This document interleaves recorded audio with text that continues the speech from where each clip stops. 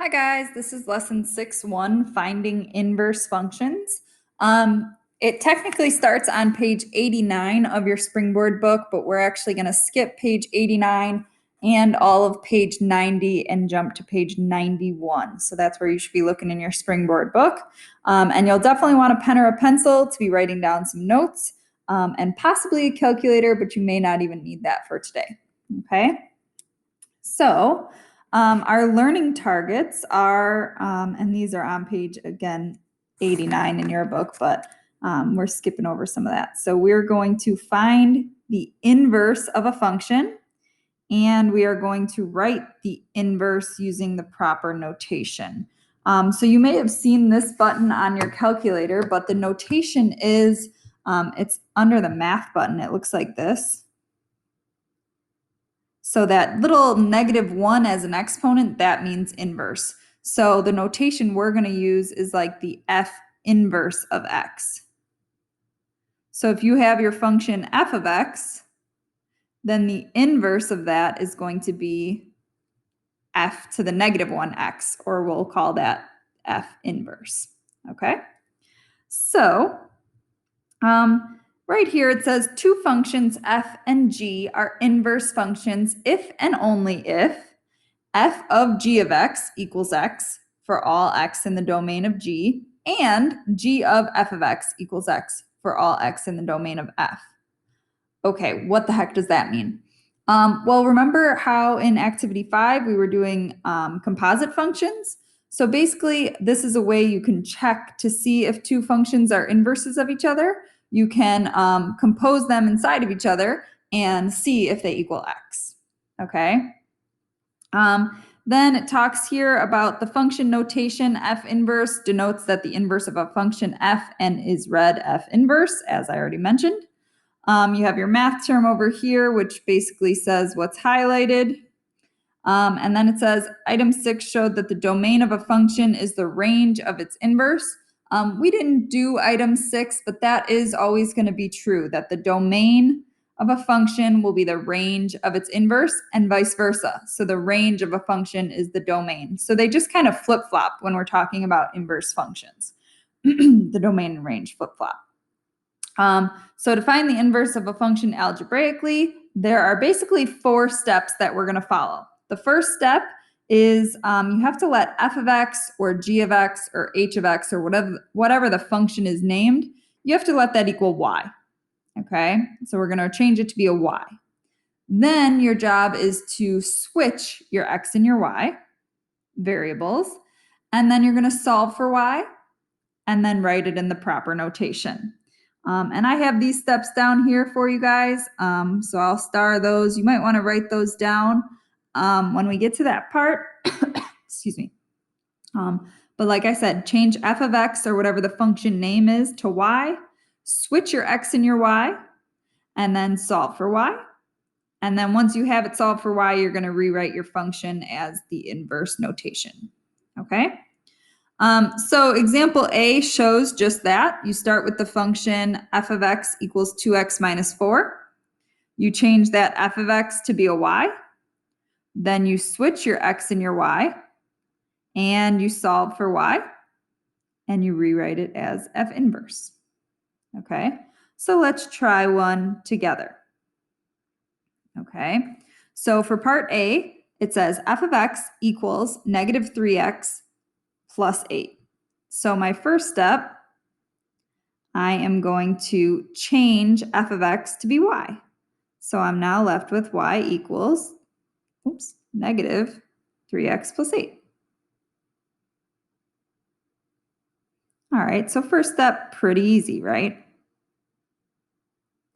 Step 1, done. Okay, step 2 is to literally just switch your x and y. So instead of y, I'm going to write it as x, and instead of x, I'm going to write it as y.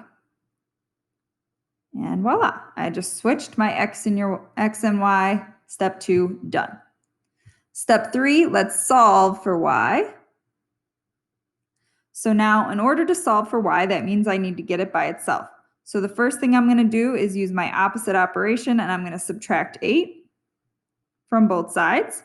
And that's going to leave me with x minus 8 equals a negative 3y. Then I'm not done yet. If I want to get y completely by itself, I need to divide by negative 3 on both sides. And then I would write this as, so this would cancel, so y equals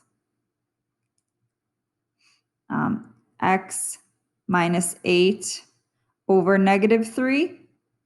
Or what you could do is put that negative out front. So another way to write that would be y equals, and then the negative here, and then x minus 8 on top, and 3 on the bottom. Okay, so there we go. All right, and I would maybe want to even put parentheses here. Okay, and that was step 3, so that's it. We solved, yikes, for y. So check. And your last step is just to rewrite y as the inverse notation. So instead of y, I'm going to write this, and I'm just going to use my eraser here. So instead of y, I'm going to change that to be, this was f of x, so this is f inverse of x, or f to the negative 1 parentheses x. And that's your step 4. And that's your final step. So check, we are done. And then let's just go ahead and outline this here. That would be your final answer. Okay. Let's try another one together, walking through those steps. Okay. So now we have g of x. Doesn't really matter because our first step is we're going to change it to be y. So y equals 1/4 times x plus 12. Okay, so first step done. Then we're going to switch our x and our y. So x equals 1/4 times y plus 12.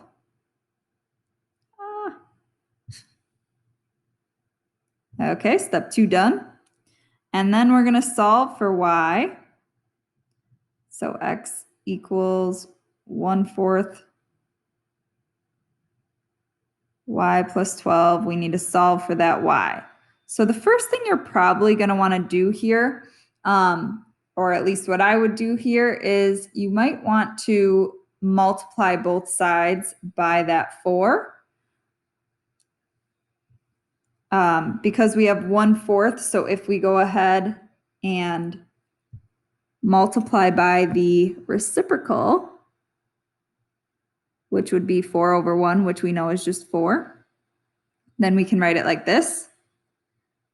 Okay, so 4 times x is 4x, and 1/4 times 4 is going to cancel. So that's the nice part there. So now we have 4x set equal to y plus 12. And then I would subtract over this 12 to get y by itself.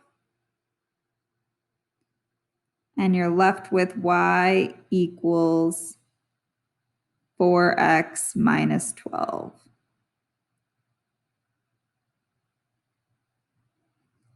Okay, step 3 done. We solve for y. Y is by itself. And then again, step 4 is we just want to change that from y to be the inverse notation. And in this case, our function was g of x. So we want to write that as g inverse of x equals. Okay, and that would be our final answer. All righty. So that is 2 examples. And I want you guys to go ahead and pause the video here to try to do the last 2 parts C and D. So you have h of x equals 2/3 x minus 5, and you have j of x equals 3x minus 2 over all over 6, okay? So you are working on those two, and then you will check your work. All right, so hopefully you pause the video, and then here is the work for those two. I've written out each step. Step 1 being to change your h of x or j of x to be y. Step 2 being to flip your x and your y, meaning literally switch or interchange them. Step 3 being to solve for y. Be careful with that step, okay? That's where all your algebra or your math steps happen. And then step 4 is to switch whatever you got y by itself, switch that y to be the function notation. So in part C, h inverse of x, and in part D, j inverse of x. Okay, so check your work there. Try to see if you can find your mistake if you made one. And then we will do more practice with this tomorrow during our Zoom. Okay, have a good one. Bye-bye.